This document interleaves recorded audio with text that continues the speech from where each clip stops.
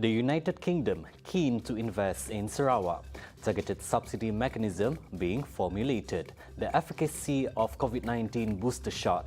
Those are the headlines for tonight. I'm Lorenzo Isaac and this is TVS Nightline.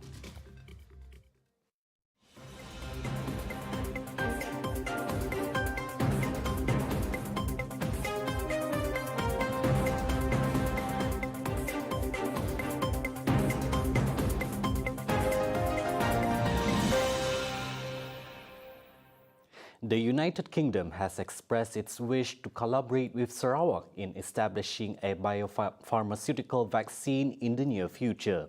According to British High Commissioner to Malaysia, His Excellency Charles Hay MVO, the UK has looked into further details for investment opportunities in Sarawak in line with the state government's post-COVID-19 development strategy 2030.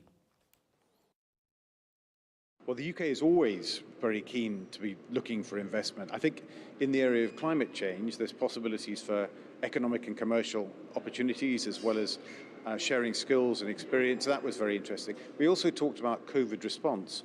And of course, I was able to congratulate the Premier on the amazing response that Sarawak has had to COVID and the vaccination rates, which are so good. So there might be possibilities in future, for example, in terms of working together on pharmaceuticals, vaccine development and so on. At the same time, His Excellency said the UK is also interested in renewable energies in Sarawak and deem it as a huge potential to the global market. He is confident that expertise provided by UK will be able to help Sarawak in exploring said sector if both sides are willing to collaborate further. I was really interested and very pleased to hear about plans to close down coal-fired power stations because making that energy transition is an absolutely critical part of moving to net zero. And of course about the hydrogen economy, the possibility of carbon capture and storage, and there are lots of areas that we can work together on this because the UK has quite a lot of skills and capacity in green finance and in carbon capture and storage technology. He spoke to reporters after conducting a courtesy call with the Premier of Sarawak, Datuk Patinggi Tan Sri Abang Johari Tun Openg at Wisma Bapa Malaysia on Monday. A suitable mechanism of action for the implementation of targeted subsidies is being formulated to ensure that the assistance provided by the government will be received by deserving groups, said Prime Minister Datuk Sri Ismail Sabri Yaakob. He said various aspects of the mechanism needed to be fine-tuned so that the allocations set aside by the government to help the people of the country did not end up being arbitrarily enjoyed by irresponsible parties, including foreigners. Dan kajian hari ini juga telah pun dan sedang merangka subsidi bersasar tersebut. Tetapi mekanisme supaya tidak ada yang tercicir, tidak ada yang tertinggal. Jadi sedang mencari mekanisme yang sesuai supaya semua yang berhak mendapat subsidi akan mendapat subsidi. The Prime Minister said the matter had also been raised and studied by previous governments but could not be implemented thus far. Ismail Sabri said the government is also in the midst of combating smuggling activities involving subsidized items such as cooking oil at the industrial level and at national borders. He said the authorities would also conduct audits on manufacturers and get detailed information on their buyers. Yang paling susah, yang paling senang menyeleweng sebagai contoh, repackers, pembungkus minyak. Mereka diberi kebenaran untuk membungkus 1 tan minyak masak contohnya. Ke mana minyak masak itu dihantar? Jadi kita akan dapatkan nama detail di kilang-kilang tersebut, siapa penerima minyak masak tersebut. To combat smuggling activities at the borders, he said the government had ordered the Royal Malaysia Police and the Armed Forces to be involved, along with the enforcement team from the Ministry of Domestic Trade and Consumers Affairs. The continued success of the COVID-19 vaccination program in the country will depend on the widespread uptake of the booster doses. However, there is evidence of hesitancy and unwillingness to receive the booster, even in fully vaccinated adults. While the currently available COVID-19 vaccines remain effective in protecting people from severe infection, public health experts still face a handful of important questions about the shots and their ability to continue to protect against the virus. As such, this has greatly impacted the program and thus indirectly contributed to a spike in the virus. Earlier today, we had the opportunity to interview occupational health doctor, Dr. Chew Kian Peng, regarding the matter. Let's hear what he has to say. For the spikes, there will be various reasons contributed to the spikes. Of course, relaxation of SOP, public lacking, as well as increased contagiousness, increased infectivity of the virus would also contribute to the spike. If you look at those countries like, for example, Taiwan, people there are very public health conscious, so they practice social distancing, they practice a lot of hand hygiene, and yet you can see the cases over there is rising. So it's not just relaxation of SOP and also people are slacking, but also the mutation of the virus causing it to be easier to spread will be the among the contributing factor. Commenting further, Dr. Chew said one of the reasons that significantly affect hesitancy towards the COVID-19 vaccine is the fear of side effects. Oh, the hesitancy. I think at the moment, people are still more worried about the side effect. Even the side effect is not serious. I mean, most of the time not fatal, but deep down, people still fear in case a side effect occur, and then how it should be handled by the medical professional. Day in, day out, we also see some patient, I mean our outpatient complain of generally unwell after the vaccination. I've seen my regular patient develop eczema, the whole body after the vaccination. I have also seen a few cases where they have extensive hair loss after the vaccination. But whether this is directly linked to the vaccination or just a coincident event, we are not very sure because there is no authority really look into this matter. I mean, some of them, they do report to the to feedback to the Ministry of Health, but the majority of this unpleasant event, I would call it, are not reported. So therefore, it's not really been analyzed. As such, he strongly advised the public to abide by the same simple rules of social distancing, practicing hand hygiene, and getting oneself tested if feeling unwell.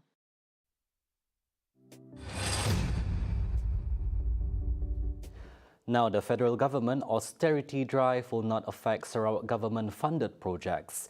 Deputy Premier Dato' Amara Douglas Ugahambas said most of the projects are under the state finances and therefore they will not be affected by any policy that the federal government have implemented. But a lot of the program are under the state finances, so that will not be affected by the whatever policy they have the other side. Adding to that, he said that only new projects will be affected by the policy, most of which have not yet started and are facing technical problems. What they're talking about is some project yang belum mula, yang masih menghadapi masalah tanah, masalah dia punya kontraktor, not kontraktor lah, masalah dia memang belum mula because of various issue. I don't know. He was speaking during his visit to Mile 6 flyover on Monday morning. The Pan-Borneo Highway project is expected to be completed by the end of this month. Uga, who is also the State Minister for Infrastructure and Port Development, reiterated that the ministry's priority that delayed projects are being pushed on time and sick projects will be cured. Ini projek sakit is a common phenomena in Sarawak. So we appeal to the public to bear with us. At the same time, the Premier has directed measures must be taken as fast as possible, including the appointment of rescue contractor to make sure that apa yang sakit kita dapat pulih supaya harapan rakyat untuk mendapat kemudahan yang lebih baik dapat dicapai dan hasrat kerajaan to give the best facilities also. Ugah was speaking during his visit along Jalan Kuching Semarahan. Coming up right after the break, Syed Sadiq's bid to impeach was denied. Man booked for insulting Islam. Right here on TVS Nightline, stay tuned.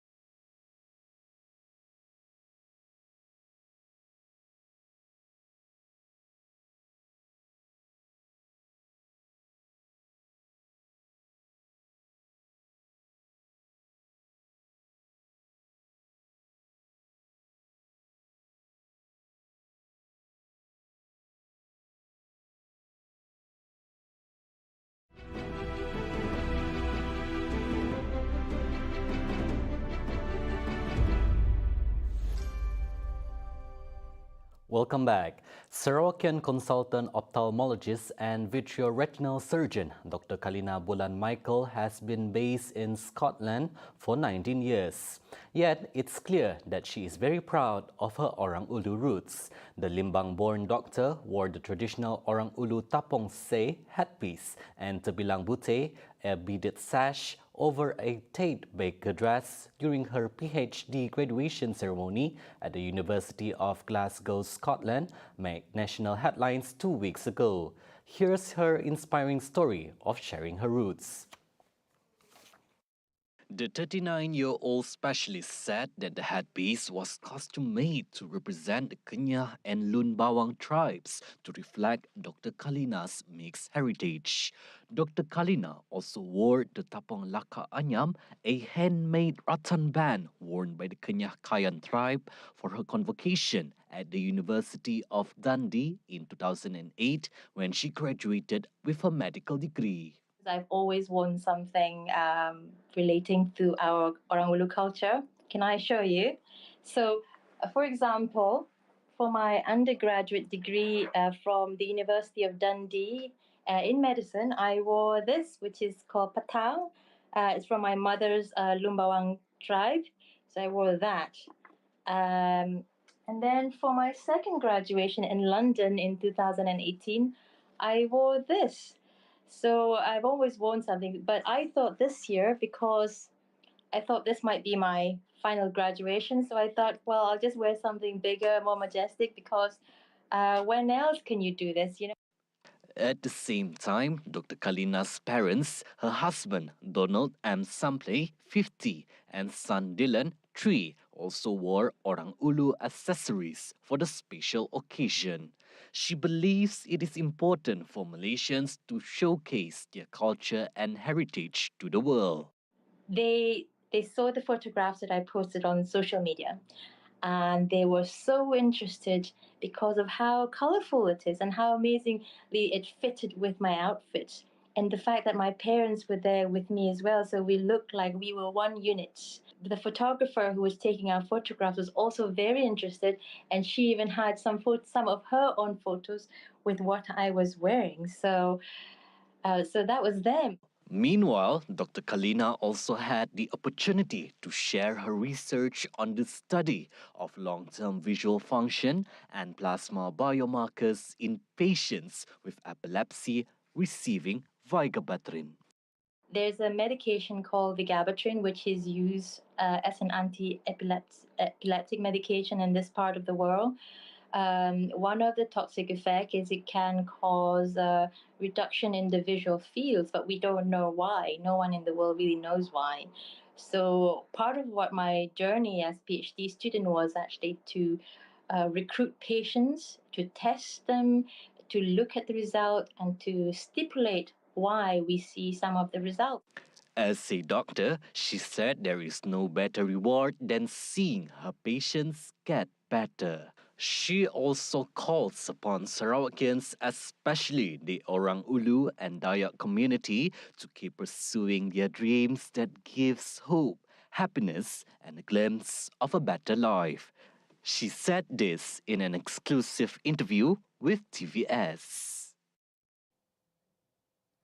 Syed Sadiq Syed Abdul Rahman's application to the High Court to impeach a key witness credibility was denied in his criminal breach of trust (CBT) and money laundering trial. Dato' Azhar Abdul Hamid, a judicial commissioner, said in his decision that the statement made by Rafiq Hakim Razali, the former Angkatan Bersatu Anak Muda Armada Assistant Treasurer, which was not tendered in court, cannot be used to impeach the witness' credibility. Counsel Gobind Singh Dio, representing the Mua MP, said the court could use its discretion to allow the defence to challenge Rafiq Hakim's credibility as the document was not tendered by the prosecution. However, Deputy Public Prosecutor Dato' Wan Shaharuddin Wan Ladin said that if the defence wished to challenge, then Rafiq Hakim's statement would have to be tendered in the court. Nevertheless, he also objected as there was no longer a need to challenge Rafiq Hakim's credibility as he had admitted in court that there was little discrepancy between his oral testimony and his written statement. Syed Sadiq was charged with abetting Rafiq Hakim with CBT of 1 million ringgit of funds belonging to the party when he was a Mada chief. He is also charged with misusing property and 2 counts of engaging in money laundering activities, totaling 220,000 ringgit. A 39-year-old man who infringed the religion of Islam that caused an uproar on social media has been remanded for 4 days starting Monday, July 18. Kuala Lumpur Magistrate Court issued the order for investigation to be carried out under Section 298A of the Penal Code for insulting religion and Section 233 of the Communications and Multimedia Act for sharing or disseminating false, offensive and threatening content.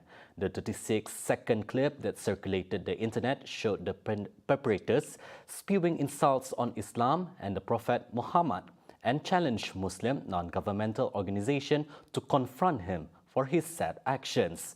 Angered by his actions, netizens showed up at his house and roughed him up while berating him for allegedly insulting their faith, based on another viral clip showing him with a bloodied face. Serdang Police Chief Assistant Commissioner A.A.N. Balagan said the widower who works as a food delivery rider will be held at the Dang Wangi District Police Station lockup until July 21st.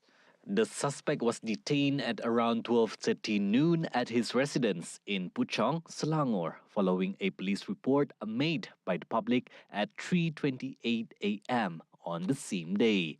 He pointed out that those who allegedly assaulted the suspect would also be investigated.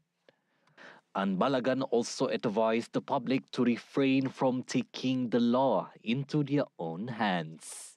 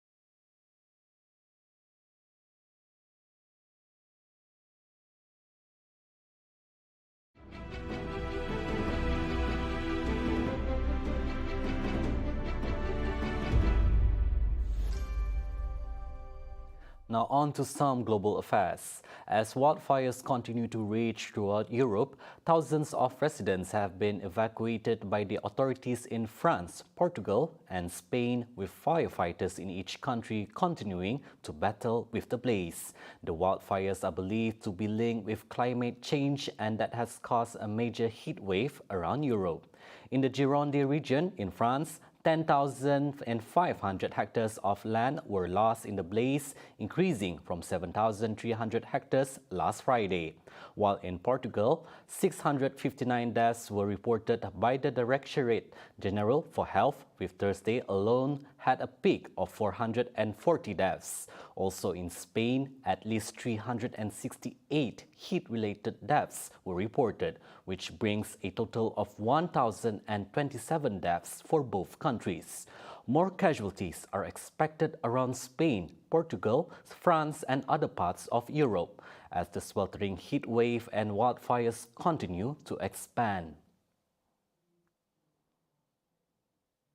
The race for the top job in the UK of becoming the country's Prime Minister has been intensified since Boris Johnson officially announced his resignation on July 7. The candidates have been narrowed down to 5, following the second round of voting by Tory members of Parliament. Rishi Sunak, UK's former Chancellor of the Exchequer, received the most votes during the polls, amassing 101 votes after 2 rounds, putting him as the front-runner to replace Johnson. Sunak is famous for his honesty and responsible, not fairy tales approach, especially when the country was going through economic shocks from the pandemic and the Ukraine-Russia conflict. Penny Mordaunt, the Minister for Trade Policy since 2021, comes in second, securing 83 votes. Though she does not boast a senior government post, she is widely known as a breath of fresh air by many, with a tendency towards standards and trust to restore, even during Johnson's controversial years. Foreign Secretary Liz Truss comes in third, securing 64 votes during the polls, followed by Kemi Badenoch, former Equalities Minister, with 49 votes, and in fifth, Backbench Minister Tom Tugendhat with only 32 votes. The pool of hopefuls will be reduced to 2 by Tuesday, July 21st, when the final 2 candidates will be put through a postal ballot of the wider Conservative Party membership. 3 people were killed and 2 were injured when a man armed with a rifle opened fire at a mall in the U.S. state of Indiana on Sunday. Greenwood Police Department Chief Jim Easton said the gunman, who had several magazines of ammunition, entered Greenwood Park Mall and began firing in the food court. What we do know right now is that we have what appears to be one shooter. Looks to be an adult male. We have not identified him yet. We do not have a motive yet. It appears that he had a rifle with several magazines of ammunition, entered the food court and began shooting. We have 5 victims. 4 have been confirmed deceased, and 2 are at Eskenazi Hospital with wounds, and we do not have an update on their condition at this time. It was reported that the police believe a Good Samaritan, who also had a weapon, saw the shooting and opened fire on the gunman. Eisen said the 22-year-old bystander from a nearby county, who was legally carrying a handgun, fatally shot the gunman. He added that 4 of those struck by gunfire were female and 1 was a male. Following the shooting, the police evacuated everyone from the mall and reportedly found a suspicious backpack that was left unattended in the bathroom. Police did not release the names of the victims, the gunman, or the bystander. A highly infectious disease similar to Ebola hits Ghana after 2 cases of the Marburg virus are officially confirmed. The World Health Organization (WHO) has conducted tests in Ghana that came back positive, and the results were verified by a laboratory in Senegal. To reduce any risk of further infections, the Ghana Health Service, GHS, is working to isolate all identified contacts, none of whom have developed any symptoms so far. This is the second outbreak of the virus in West Africa, with the first ever case detected in Guinea last year. WHO said that the 2 patients in the southern Ghana's Ashanti region had symptoms of fever, nausea, diarrhea, and vomiting before dying in the hospital. GHS responded swiftly, getting a head start by preparing for a possible outbreak. In past outbreaks in other regions, fatality rates have varied from 24% to 88%, all depending on the strain of the virus and case management. Recently, a viral video circulated on social media showing a rabbit mascot singing beautifully at Waterfront Kuching. To find the person behind the mascot, join John Troll the Bunny on Sejahtera Asia tomorrow, 7:45 a.m. on TVS Astro Channel 122 and My Freeview. See the world closer with TVS as we bring you the latest news updates both locally and internationally. Just a click away by heading onto our official website at TVSTVMY or follow us on our social media platforms. That's all the time we have for TVS Nightline. I'm Lorenzo Isaac. Thank you for watching.